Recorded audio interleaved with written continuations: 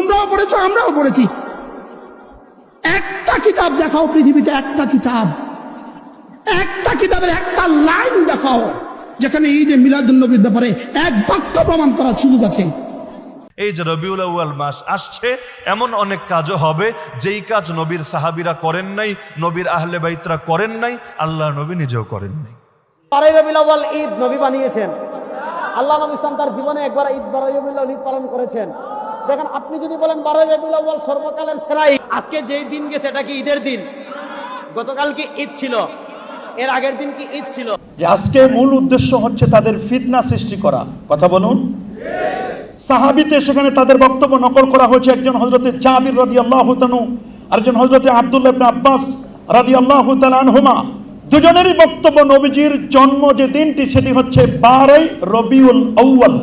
তাহলে সমাজের মধ্যে কেন এ নিয়ে কনফিউশন হচ্ছে? রবিউল আউয়ালের তারিখটি নিয়ে যদি মানুষের মধ্যে একটা দ্বন্দ্ব লাগাই দিতে পারি তাহলে তারা এ থেকে পিছনে আসবে।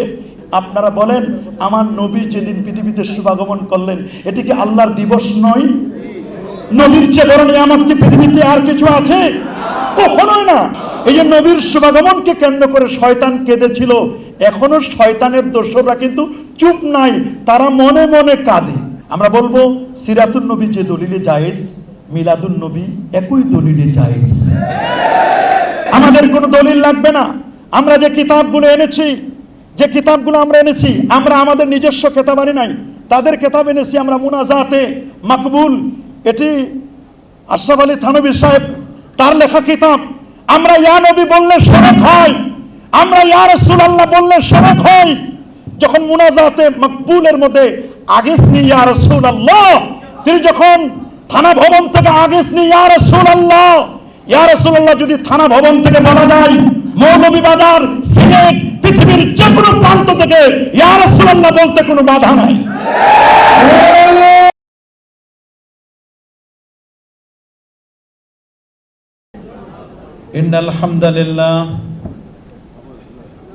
ইন্নাল হামদালিল্লাহি ওয়াহদা ওয়াসসালাতু ওয়াসসালামু আলা মুহাম্মাদিনিল মুস্তাফা ওয়া আলা আলিহি ওয়া আসহাবিহি ওয়া আউলিয়াই উম্মতিহি আজমাইন, আম্মা বা'দ। ফাকাদ ক্বালা আল্লাহু তাবারাকা ওয়া তাআলা ফি কালামিহিল কাদীম, আউযু বিল্লাহি মিনাশ শাইতানির রাজীম, বিসমিল্লাহির রহমানির রহিম। ওয়া কুল্লান নাকুসসু আলাইকা মিন আনবাইর রুসুল মা নুসাব্বিতু বিহি ফুয়াদাক, সাদাকাল্লাহুল আযীম ওয়া সাদাকা রাসূলুহুন নাবিয়্যুল কারীম। ইন্নাল্লাহা ওয়া মালাইকাতাহু ইউসাল্লুনা আলান নবী ইয়া আইয়ুহাল্লাযীনা আমানু সাল্লু আলাইহি ওয়া সাল্লিমু তাসলিমা। সাল্লাল্লাহু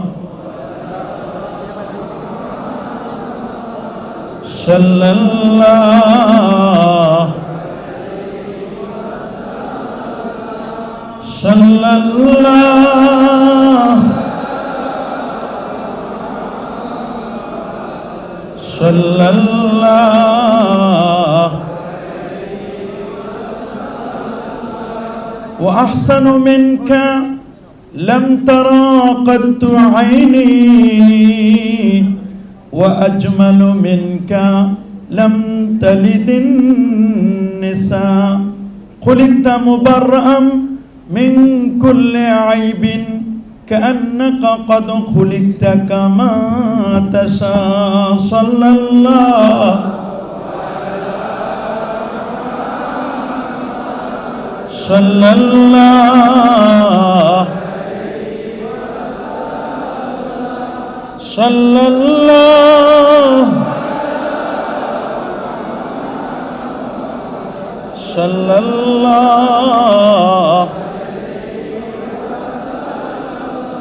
Allahumma salli wa sallim wa barik alayhi। Bangladesh আঞ্জুমানে আল ইসলাম মৌলভীবাজার জেলার উদ্যোগে আয়োজিত জেলা শিল্পকলা একাডেমি মিলনায়তনে আজকের এই পবিত্র ঈদে মিলাদুন নবী সাল্লাল্লাহু আলাইহি ওয়াসাল্লাম সম্মেলন 2023। আজকের এই সম্মেলনের শ্রদ্ধাভাজন প্রধান অতিথি বাংলাদেশ আঞ্জুমানে আল ইসলার শ্রদ্ধাভাজন সভাপতি আল্লামা হুসামউদ্দিন চৌধুরী ফুলতলি মুদ্দুজুল আলী। আজকের এই অনুষ্ঠানটি সভাপতির আসনটি যিনি অলঙ্কৃত করেছেন বাংলাদেশ আঞ্জুমানে আল ইসলাম মৌলভীবাজার জেলার সম্মানিত সভাপতি অধ্যক্ষ মাওলানা মুফতি মোহাম্মদ শামসুল ইসলাম সাহেব, সাধারণ সম্পাদক হাফিজ মাওলানা মোহাম্মদ এনামুল হক সাহেব।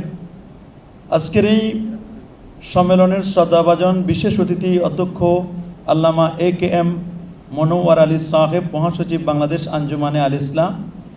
আজকে অনুষ্ঠানের সম্মানিত অন্যতম আলোচক professor doctor Mohammad Raisuddin, dean কলা অনুষদ, জগন্নাথ বিশ্ববিদ্যালয় ঢাকা সহ মঞ্চ উপবিষ্ট বাংলাদেশ আঞ্জুমানে আল ইসলার সম্মানিত নেতৃবৃন্দ, দূর ও কাছ থেকে আগত শ্রদ্ধাভাজন মুরব্বিয়ানে কেরাম, সম্মানিত ওলামায়ে কেরাম, আমার সামনে যারা আলোচনাগুলো শুনছেন, আপনাদের সবাইকেই অন্তরের অন্তঃস্থল থেকে জ্ঞাপন করছি মোবারকবাদ।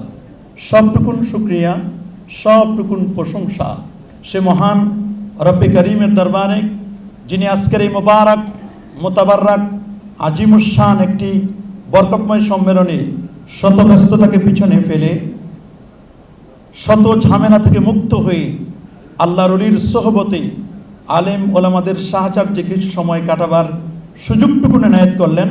সাথে সাথে কোরআন এবং সুন্নাহর মেসেজগুলো নেবার জন্য হৃদয়ের কান লাগিয়ে কথাগুলো শ্রবণ করবার তৌফিকটুকু এনায়েত করলেন। কালিমাতুশ শুকুর আদায় করে পড়ে নিয়ে আলহামদুলিল্লাহ।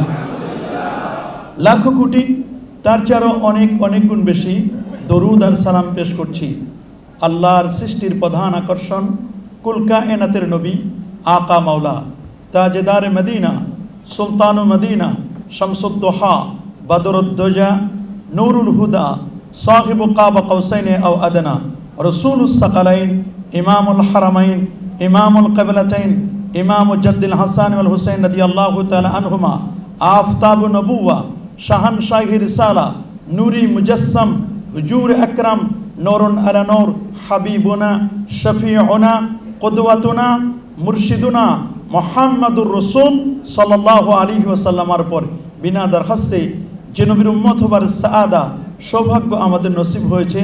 আসুন আরেকটি বার শুকরিয়া আদায় করে পড়ে নিই আলহামদুলিল্লাহ। যেহেতু আমাদের সময় খুবই শর্ট, অল্প সময় আমাদের অনেক কথা শুনতে হবে। ইতিমধ্যেই যুগশ্রেষ্ঠ ওলামায়ে কেরামদের কাছ থেকে আপনারা বিভিন্ন ধরনের বক্তব্য শুনেছেন। আমি শুধু হেডলাইনগুলো বলবার চেষ্টা করব, যেটি না বললেই নয়। পবিত্র ঈদে মিলাদুন নবী সাল্লাল্লাহু আলাইহি ওয়াসাল্লাম, এটি কোরআন, সুন্নাহ এবং যুগশ্রেষ্ঠ মুহাদ্দিস, মুফাসসির এবং যুগশ্রেষ্ঠ যারা ফুকাহা তাদের দ্বারা চর্চিত একটি আমল। তারা যেই এভিডেন্সগুলোকে সামনে রেখে, যুগবরেণ্য ওলামায়ে কেরাম যে দলিলগুলোকে সামনে রেখে তারা বক্তব্য দিতেন, আমরা সেই দলিলগুলোর শুধু একটু তাস্কেরা একটু আপনাদেরকে স্মরণ করে দিতে চাই। আমরা নতুন কোনো দলিল বানাবো না, তবে নতুন কেউ যদি কোনো ধরনের কোনো প্রবলেম সৃষ্টি করে তাহলে সেটির আমরা সলভ করবার চেষ্টা করব ইনশাআল্লাহ। আমরা রিসেন্টলি দেখতে পেলাম যে বিষয়টি, তা হচ্ছে এই, আমাদের সমাজে একদল মানুষ নবী করিম সাল্লাল্লাহু আলাইহি ওয়াসাল্লামের জন্মদিনটিকে কেন্দ্র করে, জন্মের তারিখটিকে কেন্দ্র করে তারা মুসলিম উম্মার মাঝে কনফিউশন তৈরি করেছিল। উদ্দেশ্য কিন্তু ঈদে মিলাদুন নবীর তারিখটি নিয়ে মূলত সঠিক বিষয় উপলব্ধি করা নয়। উদ্দেশ্য হচ্ছে মুমিনের হৃদয়ে যদি তারিখ নিয়ে একটি কনফিউশন তৈরি করে দেওয়া যায় যারা ঈদে মিলাদুন নবী পালন করে, যাতে করে তারা এখান থেকে দূরে চলে আসে। মূল উদ্দেশ্য তাদের তারিখটা ফাইন্ড আউট করা নয়, মূল উদ্দেশ্য হচ্ছে ফিতনা সৃষ্টি করা। কথা বলেন, আল ফিতনাতু আশাদ্দু মিনাল কাতলি। আপনারা জানেন সমাজের মধ্যে ফিতনা সৃষ্টি করা, একজন খুনি ব্যক্তির চেয়ে চরম অপরাধী যিনি সমাজের মধ্যে ফিতনা সৃষ্টি করে। পবিত্র ঈদে মিলাদুন নবী সাল্লাল্লাহু আলাইহি ওয়াসাল্লাম, মিলাদ এবং কিয়ামের বিষয়টি যুগ যুগ ধরে আলেম ওলামা এটি করে আসছে। আপনারা জানেন আজ যে পৃথিবীতে আমরা বসা, এই পৃথিবীর বয়স 455 কোটি বছর, 19,69,50,000 বর্গ মাইলের বিশাল এই পৃথিবী। 807 কোটি মানুষ এখানে বাস করছে। 807 কোটি মানুষের মধ্যে 450 কোটি হচ্ছে মুসলমান। এই পৃথিবীতে 195টির মতো রাষ্ট্র, 193টি জাতিসংঘের সনদপ্রাপ্ত, 57টি ওআইসি-ভুক্ত, 59টি মুসলিম দেশ।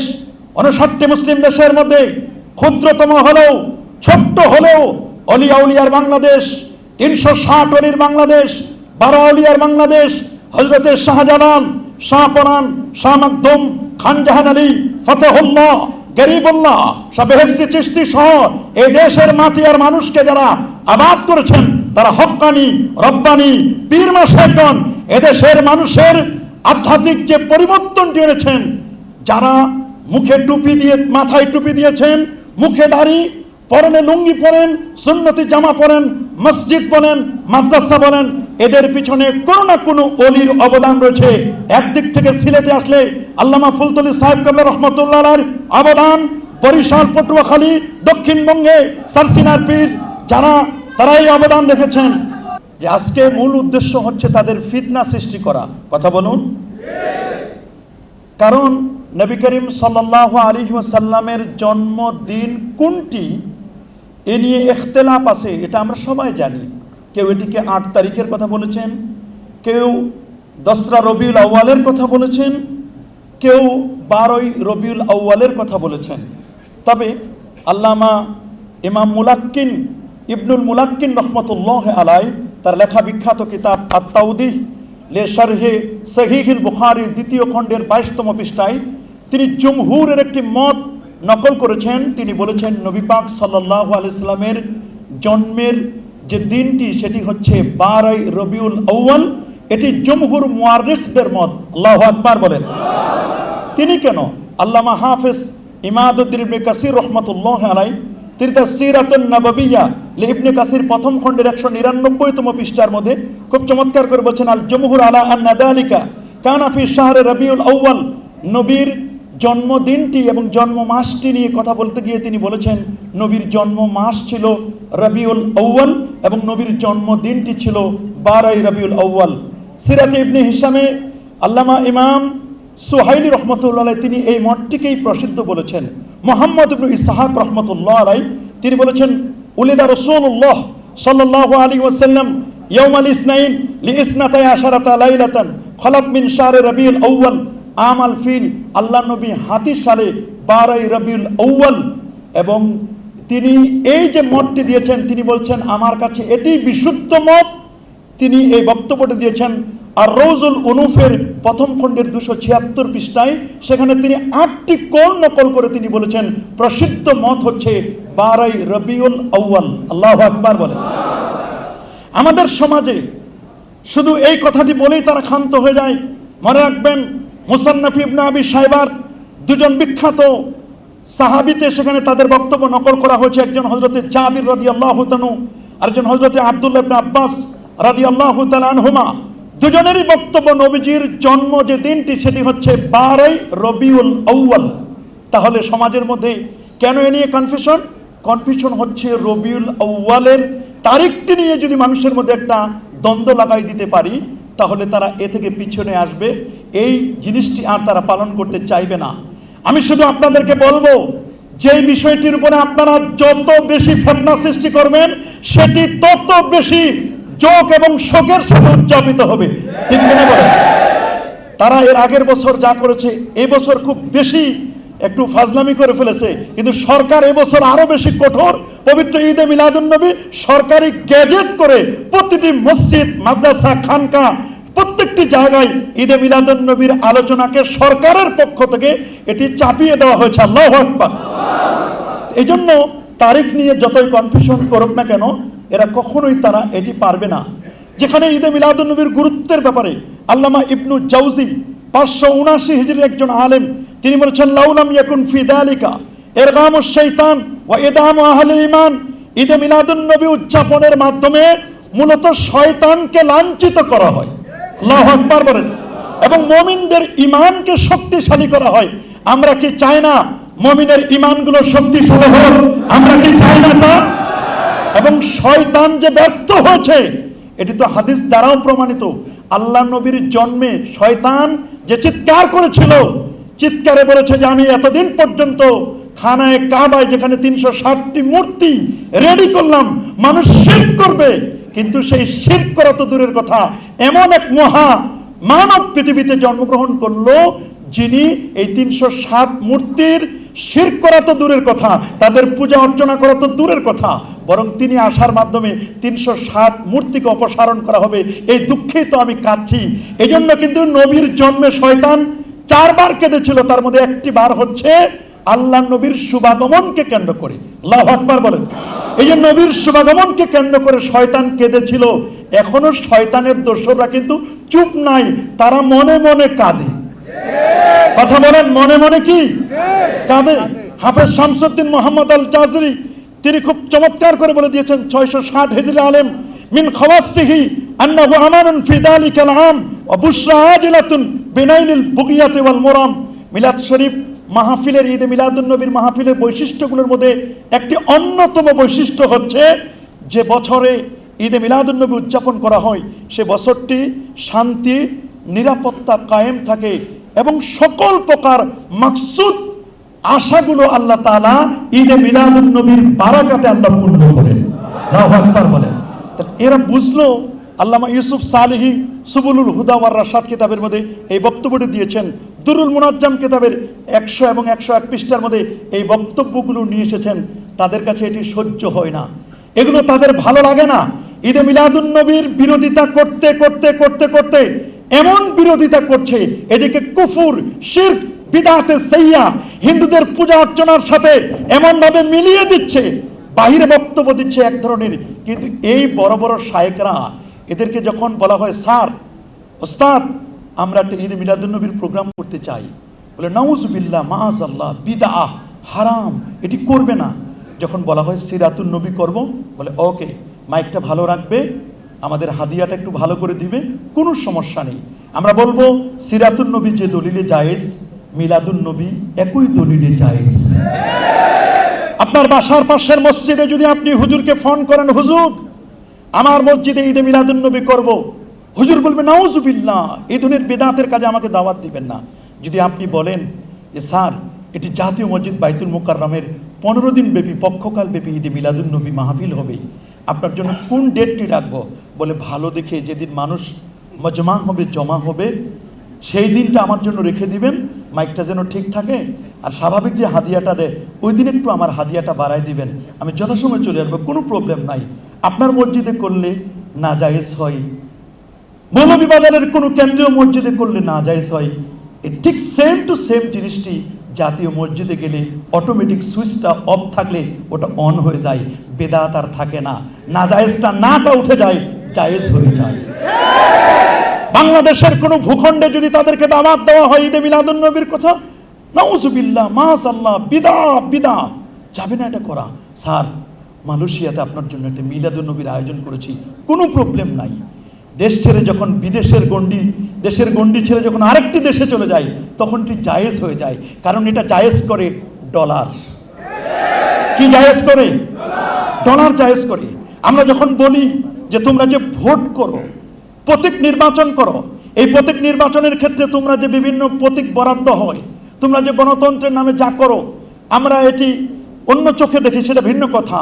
আমরা তন্ত্রমন্ত্রের চেয়ে আমরা মদিনার তন্ত্রমন্ত্রকে বেশি বিশ্বাস করি। কথা বলুন, আপনারা করেন, কোনো আপত্তি নাই। কিন্তু যদি বলি যে এগুলো করেন, যে এক্ষেত্রে কোরআন সুন্নাহর সহিহ সরি দলিল বলেন, তখন ওরা বলে এটি কোরআনে নেই, হাদিসে নেই। উলুল আমরের ক্ষেত্রে তারা বলেন মুস্তাহিদ সবাইকে আমরা পাইও না। এক্ষেত্রে আমাদের আইডল, আমরা যাদেরকে ফলো করি, আমাদের মুক্তাদা যারা, তারা হচ্ছেন ওলামা এ দেওবন্দ। আমরা বলি মাশাআল্লাহ, মারহাবা, আপনারা এক্ষেত্রে ওলামা এ দেওবন্দদেরকে ফলো করেন। তো ঈদে মিলাদুন নবীর সময় টক শোতে কেন সহিহ সরি দলিল খুঁজেন? এক্ষেত্রেও আপনারা ওলামা এ দেওবন্দদেরকে ফলো করলেই হয়ে যায়। আমাদের কোনো দলিল লাগবে না। আমরা যে কিতাবগুলো এনেছি, যে কিতাবগুলো আমরা এনেছি, আমরা আমাদের নিজস্ব কেতাব আনি নাই, তাদের কেতাব এনেছি আমরা মুনাজাতে মাকবুল এটি আশরাফ আলী থানভী সাহেব তার লেখা কিতাব। আমরা ইয়া নবী বললে শরক হয়, আমরা ইয়া রাসূলুল্লাহ বললে শরক হয়। যখন মুনাজাতে মাকবুলের মধ্যে আগেসনি ইয়া রাসূলুল্লাহ, তিনি যখন থানা ভবন থেকে আগেসনি ইয়া রাসূলুল্লাহ, ইয়া রাসূলুল্লাহ যদি থানা ভবন থেকে বলা যায়, মৌলভীবাজার, সিলেট, পৃথিবীর যে কোনো প্রান্ত থেকে ইয়া রাসূলুল্লাহ বলতে কোনো বাধা নাই।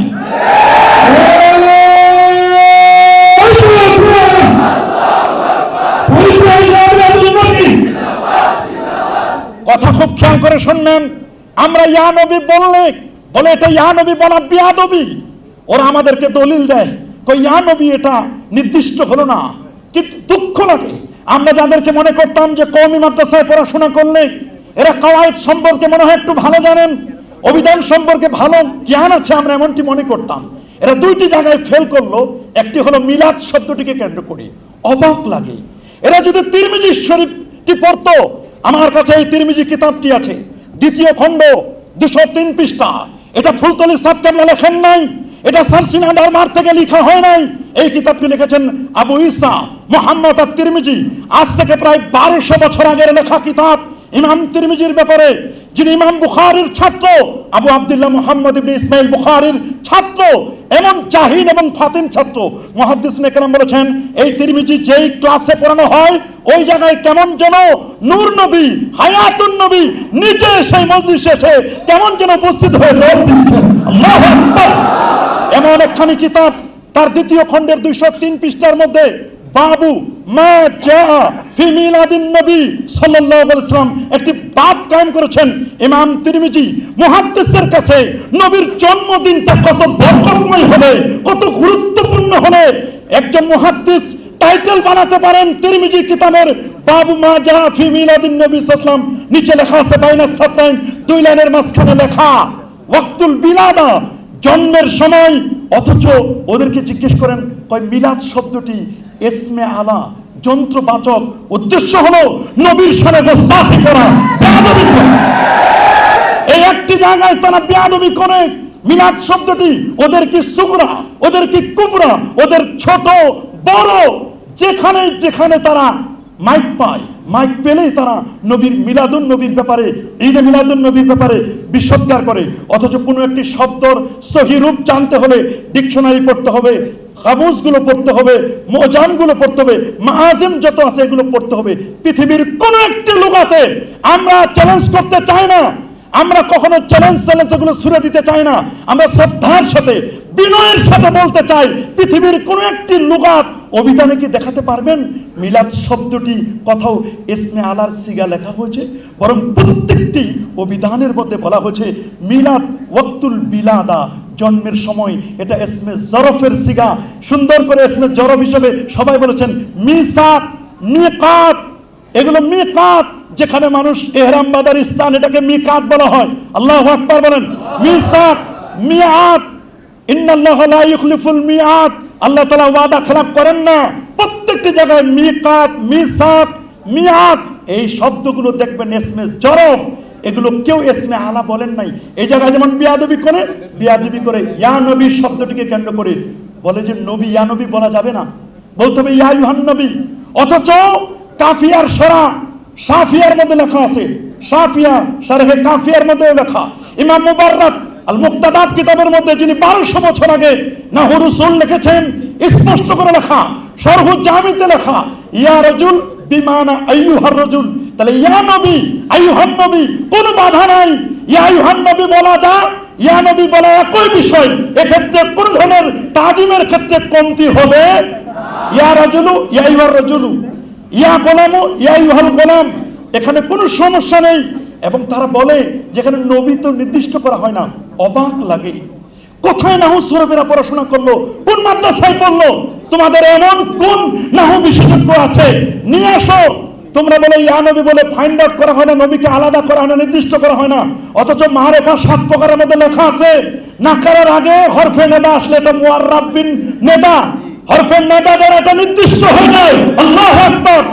যখন নবীর আগে ইয়া শব্দটি আসে, সাথে সাথে এটা আর অন্য কাউকে বোঝানো হবে না, নবী নির্দিষ্ট হয়ে যায়। এছাড়া আল্লাহ কোরআনে কত জায়গায় রাসূল শব্দটা নাকেরা হিসেবে ব্যবহার করেছেন।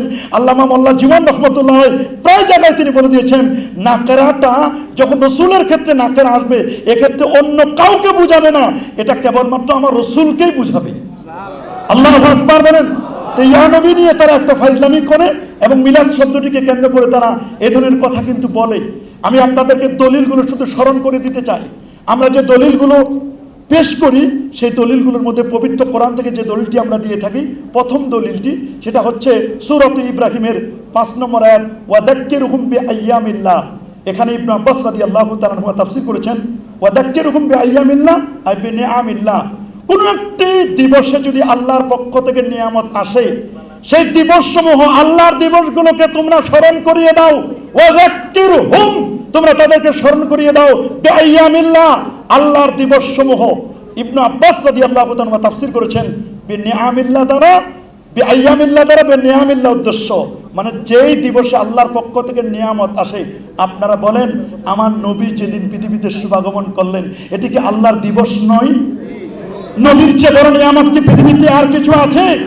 কখনোই না। আমার নবীর চেয়ে আর কোন নিয়ামত হতে পারে না। তাহলে আমার নবী যেদিন পৃথিবীতে শুভাগমন করলেন, সেই দিবসটিকে আমরা স্মরণ করতে পারি না? একটি দলিল দিয়ে থাকি আমরা। দ্বিতীয় আরেকটি দলিল দিয়ে থাকি সূরাতুল হুদের 120 নম্বর আয়াত। আল্লাহ পাক রব্বুল আলামিন বলেন, ওয়া কুল্লান নাকুসু আলাইকা মিন আমবাইর রুসুল মা নুসাব্বিতু বিহি ফুয়াদাক। আমি আপনার কাছে হে রাসূল প্রত্যেক নবীর বায়োগ্রাফি, জীবনীগুলো আলোচনা করেছি। টার্গেট হচ্ছে নবীদের জীবনী আলোচনা করার মাধ্যমে আপনার হৃদয়টা বলিষ্ঠ চিত্ত হবে, হৃদয়টি শক্তিশালী হবে। যদি নবীর কাছে অন্যান্য আম্বিয়া আলাইহিস সালাতু ওয়াস সালামের জীবনী আলোচনা করার মাধ্যমে আমার নবীর হৃদয় বলিষ্ঠ চিত্ত হয়, আমার নূর নবীর জীবনী আলোচনা যদি উম্মত করে, তো উম্মতের হৃদয় কি বলিষ্ঠ চিত্ত হবে না? আমরা মনে করি প্রত্যেক উম্মতের দায়িত্ব হলো নবীর বায়োগ্রাফি, নবীর জীবনী আলোচনা করা। 3 নম্বর যে দলিলটি আমরা দিয়ে থাকি সেটি হচ্ছে সূরাতু আলে ইমরানের 81-82 নম্বর আয়াত, ওয়াইজ আখাযাল্লাহু মিসাকান নাবিয়্যিন। আল্লাহ আমার নবীকে নিয়ে আলোচনা করেছে রূহের জগতে, নবীদের সেমিনার করেছেন উপরে। আল্লাহ যদি নবীদের সেমিনার করতে পারেন, আমরা কি জমিনে আমার নবীকে কেন্দ্র করে আমরা মানুষদেরকে নিয়ে সেমিনার করতে পারি না? 4 নম্বর যে দলিলটি আমরা দিয়ে থাকি সূরা ইউনূসের 58 নম্বর আয়াত, কুল বিফাদলিল্লাহি ওয়া বিরহমাতিহি ফাবিযালিকা ফালইফরাহু হুয়া খায়রুম মিম্মা ইয়াজমাউন। ইবনে আব্বাস রাদিয়াল্লাহু তাআলা আনহু তাফসীর করেছেন, ফাদলুল্লাহ দ্বারা উদ্দেশ্য হলো কোরআন। সুবহানাল্লাহ, ইসলাম, কোরআন। আর রহমত দ্বারা উদ্দেশ্য হলো নূর নবী মুহাম্মদ সাল্লাল্লাহু আলাইহি ওয়াসাল্লাম। এটা তাফসীরুল কোরআন বিল কোরআন। আরেকটি জায়গায় তাফসীর হয়েছে, ওয়া মা আরসালনাকা ইল্লা রাহমাতাল লিল আলামিন। তাহলে আমরা এই কয়েকটি আয়াত শুধু ইন্ডিকেট করে দিয়ে যাচ্ছি। আমরা লাকাত মান্নাল্লাহু এই আয়াতটিও আমরা কোট করি এই ঈদে মিলাদুন নবীর দলিলের জন্য। আমরা কোট করে থাকি লাকাত জাআকুম রাসূলুম মিন আনফুসিকুম, এই আয়াতটা আমরা কোট করে থাকি। আমরা রব্বানা ওয়া বাস ফীহিম রাসূলা, এই আয়াতও আমরা বলি। ওয়া মুবাশশিরাম বিরাসূলিন ইয়াতি মিন বাদি ইসমুহু আহমদ, এই আয়াতটিকেও আমরা কোট করে থাকি। ঈদে মিলাদুন নবীর দলিলের ব্যাপারে আমরা বলি উযকুরু নি'মাতাল্লাহি আলাইকুম ওয়া আম্মা বিনি'মাতি রাব্বিকা ফাহাদ্দিস। ইমাম বুখারী তাফসীর করেছেন আল্লাযিনা বাদদালু নি'মাতাল্লাহি কুফরা। ইমাম বুখারী তাফসীর করেছেন সবচেয়ে বড় নিয়ামত হলেন আমাদের প্যারা নবী রাসূল করিম সাল্লাল্লাহু আলাইহি ওয়াসাল্লাম। আমরা আরেকটি আয়াত কোট করি যেটি সূরাতুল হজ্জের মধ্যে আসে, ওয়া মান ইউআযযিম শাআইরাল্লাহ ফাইন্নাহা মিন তাকওয়াল কুলুব। এখানে মুজামু শাআইরিল্লাহ আরবা। শাহ ওয়ালিউল্লাহ মুহাদ্দিস দেলবি রাহমাতুল্লাহ আলাইহি হুজ্জাতুল্লাহিল বালিগের মধ্যে বলেন সবচেয়ে বড় শিয়ার হচ্ছে 4টি। 1 নম্বর হচ্ছে কালামুল্লাহ, দ্বিতীয় হচ্ছে নবীউল্লাহ, 3 নম্বর হচ্ছে বাইতুল্লাহ, 4 নম্বর হচ্ছে আসসালাতু লিল্লাহ। তো নবী যদি শিয়ার হয়, আল্লাহ তো বলেন শিয়ারগুলোকে তোমরা তাজিম করো। ঈদে মিলাদুন নবীর মাধ্যমে অবশ্যই আমার নবীর তাজকিরা হয় কি হয় না? নবীর তাজিম বৃদ্ধি পায় কি পায় না? আরেকটা আয়াত আমরা বলি, ওয়া তুআসসিরুহু ওয়া তুআক্কিরুহু ইয়া আইয়ুহান নাবিয়্যু ইন্না আরসালনাকা শাহিদাও ওয়া মুবাশশিরাও ওয়া নাযীরা লিতু'মিনু বিল্লাহি ওয়া রাসূলিহি তো আক্কেরুহু ওয়া তুআসসিরু আয়াতটিও আমরা কিন্তু কোট করে থাকি। এতগুলো আয়াতের মাধ্যমে সরাসরি যদি থাকতো তাহলে তো কোনো ইখতিলাফ নয়, হয় ইবারাতুন নাস, ইশারাতুন নাস, দালালাতুন নাস, ইক্তিদাউন নাস, যে কোনো একটির মাধ্যমে আমরা এখানে বলি যে এখানে ইঙ্গিত আছে যে আল্লাহর হাবিবের তাজিম তাওকীরের জন্য আমরা ঈদে মিলাদুন নবী উদযাপন করে থাকি। আমরা হাদিস মোবারকা থেকে কয়েকটি হাদিস আপনাদেরকে বলবো। প্রথমে আমরা বুখারী শরীফের সেই হাদিসটি বলি, যেটি 6101 নম্বর হাদিস, কিতাবুন নিকাহ। কাট্টা কাফের আবু লাহাব তার দাসী সুয়াইবিয়াকে আজাদ করার কারণে তার কবরের আযাবকে আল্লাহ তাআলা হালকা করে দিয়েছিলেন। যদি একদম কাফেরের কবরের আযাব যদি হালকা হয়, নবীর জন্মে খুশি আনন্দ অতিশয্যে দাসী আজাদ করার কারণে যদি কাফেরের আযাব হালকা হয়, আমরা যারা ঈমানদার মুমিন, আল্লাহর প্রতি ঈমান এনে নবীর তরিকা মতো চলে, আমরা যদি নবীর সাথে মিলাদুন নবী করে কবরে যাই, আমাদের কবরের আযাব হালকা হতে পারে না? এটা আমরা বুখারী শরীফের একটি হাদিসকে আমরা দলিল দেই। দ্বিতীয় যে দলিলটি আমরা পেশ করি সেটি হচ্ছে সহিহ মুসলিম শরীফ। বুখারী শরীফের পরের যার স্থান সহিহ মুসলিম, 1162 নম্বর হাদিস, 364 পৃষ্ঠা, প্রথম খণ্ড। আন আবি কাতাদা আল আনসারী রাদিয়াল্লাহু তাআলা আনহু আন্না রাসূলুল্লাহ সাল্লাল্লাহু আলাইহি ওয়াসাল্লাম সুআলা আন সাওমি ইয়াউমিল ইসনাইন, নবীজিকে জিজ্ঞেস করা হলো সোমবার দিন রোজা রাখা সম্পর্কে। নবীজি বলেন, ফিহি উলিদতু, তোমরা সোমবারে রোজা রাখো, এদিন আমি নবীর জন্ম, ফিহি আমুতু, এদিন আমার ইন্তেকাল। আল্লাহু আকবার বলেন। সর্বপ্রথম ওহী আমার উপর নাজিল হয়েছে। আমি আপনাদেরকে বলতে চাই, নবীর জন্মদিনে নবী তার জন্মদিনটিকে সেলিব্রেট করেছেন রোজা পালনের মাধ্যমে। তবে দুঃখ লাগে, ওরা বলে নবীর জন্ম তো 12ই রবিউল আউয়াল মেনে নিলাম, ওই দিন তো তার ইন্তেকালও হয়, তো জন্মে তোমরা খুশি হবে, ইন্তেকালে তো তোমরা বেজার হওয়ার কথা। অথচ নিজেরা তাদের মা বাবা মারা গেলে ওরা কখনো মৃত্যু দিবস পালন করে না, অথচ নবীর মৃত্যু দিবসে শোক পালন করার জন্য ব্যস্ত হয়ে যায়। কথা বলেন, উদ্দেশ্য কিন্তু শোক পালন নয়, উদ্দেশ্য কিন্তু অন্যটি। ওরা বলে খাইলে দোয়া করা যাবে না, দোয়া করলে খাওয়া যাবে না, যেদিন দোয়া করবে ওদিন খাবে না, আর যেদিন খাবে ওদিন দোয়া করবে না। এই যে উদ্দেশ্য হলো নবীকে নিয়ে যেন আমরা আলোচনা না করি। নিজের মা বাবার মৃত্যুবার্ষিকী পালন করে না, নবীর মৃত্যুবার্ষিকী পালন করার জন্য ব্যস্ত হয়ে যায়। কথা বলেন, উদ্দেশ্য কিন্তু অন্যটি। যেখানে নবী বলেছেন, ইন্না হায়াতি ওয়া মামাতি খায়রুল লাকুম, আমার বেঁচে থাকা এবং আমার ইন্তেকাল দুটোই তোমাদের জন্য কল্যাণকর। সুতরাং নবীর ইন্তেকালের প্রায় 1000 বছর হয়ে যাচ্ছে, আমাদের জন্য কোনো শোক নাই, কোনো শোক নাই। কথা বলেন। 3 নম্বর যে হাদিসটি আমরা কোট করি, যেটি হচ্ছে সুনানু আবি দাউদে যেমন হাদিসটি আছে, মুসনাদে আহমদে আসে, বাইহাকি এবং শরহ সুন্নাহর মধ্যে আসে, সহিহ হাদিস। আল্লাহু আকবার বলেন। সহিহ হাদিস, যেটি ইরবাদ ইবনে সারিয়া রাদিয়াল্লাহু তাআলা বলেন, সামি'তু রাসূলুল্লাহ সাল্লাল্লাহু আলাইহি ওয়াসাল্লাম ইয়াকুল, আমি আল্লাহর নবীকে বলতে শুনেছি, আল্লাহর হাবিব বলেন, ইন্নী আবুদুল্লাহ, আমি হচ্ছে আল্লাহর বান্দা, ওয়া খাতামুন নবিয়্যিন, আমি সর্বশেষ নবী, ওয়া ইন্না আদামা লামুনজাদুন ফি তিনাতিহি, আমি নবী তখন নবী, আদম যখন মাটি আর পানির মধ্যে ঘোরাঘুরি খাচ্ছিল।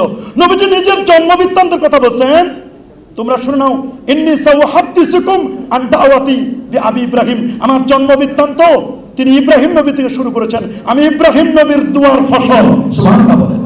নবী বলেছেন, আমি পৃথিবীতে নবী হয়েছি, রাসূল হয়েছি ইব্রাহিম নবীর দুয়ার বদৌলতে। রব্বানা ওয়াবাস ফীহিম রাসূলা, আমার দেশের মুফতি হয়, আলেম হয়, পীর হয়, বুজুর্গ হয়, তারা বলেন দোয়া লাগে না, বলে কি বলে না? নবী বলেন, আমি ইব্রাহিম নবীর দুয়ার ফসল। বিশারাতু ঈসা, ঈসা নবীর সুসংবাদ আমার জন্য ঈসা নবী বলে দিয়েছেন, আমি আমার মায়ের স্বপ্নের বাস্তব রূপ। আমার মা যখন জন্ম দিল, জন্মের সময় যে নূর বেরোছে, আদাত মিনহু কুসুর আসাম, আমার জন্মের নূরে 2500 দূরের বড় বড় বিল্ডিং গুলো দেখা গেছে। সুবহানাল্লাহ। 4 নম্বর যে হাদিসটি আল মুজামুল কাবির লিত তাবরানির, সেটি 2টো হাদিস কোট করবো আমরা। একটা হচ্ছে আম্মা জান আয়েশা সিদ্দিকা রাদিয়াল্লাহু তাআলা আনহা বর্ণনা করেছেন, 28 নম্বর হাদিস, তাযাকারা রাসূলুল্লাহ সাল্লাল্লাহু আলাইহি ওয়াসাল্লাম ওয়া আবু বকর মিলাদাহুমা, আল্লাহ নবী এবং আবু বকর রাদিয়াল্লাহু তাআলা তাদের মিলাদ, তাযাকারা মানে আলোচনা করলেন। তাদের মিলাদ যদি আলোচনা করা যায়, আমাদের মিলাদ, নবীর মিলাদ, এগুলো তারা আলোচনা করেছেন, আমরা উম্মত হিসেবে আলোচনা করতে পারি না। সর্বশেষ যে দলিলটি দিয়ে আমার বক্তব্য আমি শেষ করতে চাই, তা হলো এই সহিহ হাদিস। ইমাম সুয়ুতী এটিকে নকল করেছেন। তিনি বলে দিয়েছেন, যেটি আনাস বিন মালিক খাদিমুর রাসূল বর্ণনা করেছেন, ইন্না রাসূলুল্লাহ সাল্লাল্লাহু আলাইহি ওয়াসাল্লাম আক্কা আন নাফসিহি বাদামা বুইসা নবিয়্যান, আল্লাহ নবী নবুয়ত পাওয়ার পরে তিনি ছাগল জবাই করে তিনি আকিকা করেছেন। আল্লামা সুয়ুতী বলেন, নবীর জন্মের পরে তার দাদা আব্দুল মুত্তালিব তো আকিকা করলেন। একটা মানুষের আকিকা তো ডাবল করা হয় না, আর আকিকা করা হয় জন্মদিনের শুকরিয়া স্বরূপ। সুবহানাল্লাহ। আপনাকে একটা সন্তান দিয়েছেন, তার শুকরিয়া তান 1 সপ্তাহ পর আপনি আকিকা করেন। তো জন্মের শুকরিয়া স্বরূপ আকিকা করা হয়। তো নবী 40-এর পর আকিকা করলেন, আকিকা তো ডাবল করা হয় না। এটার দ্বারা আল্লামা সৈয়দী বলেছেন, আল হাবিলুল ফতোয়া, আমাদের কাছে কিতাব মওজুদ আছে, তিনি বুঝাতে চেয়েছেন যে জন্মদিনে শুকরিয়া স্বরূপ নবীজি ছাগল জবাই করে, দুম্বা জবাই করে নিজের জন্মদিনের শুকরিয়া স্বরূপ তিনি মিলাদ করেছেন। সুতরাং এটি আমাদের জন্য মুস্তাহাব হবে, কোনো বাধা নেই। সর্বশেষ যে কথাটা আমরা বলবো, আগার সারাত্ম গরব হয় এক মাল কা আন্দার, যেটি ভারতের হায়দ্রাবাদের, যিনি 70,000 কবিতা থেকে একটি কবিতা প্রথম হলো নবীর ঈদে মিলাদুন্নবীকে কেন্দ্র করে। আগার সারাত্ম গরব হয় এক মাল কা আন্দার, अगर आरस्तक फरश पर दिरहम व दिनार और बाहर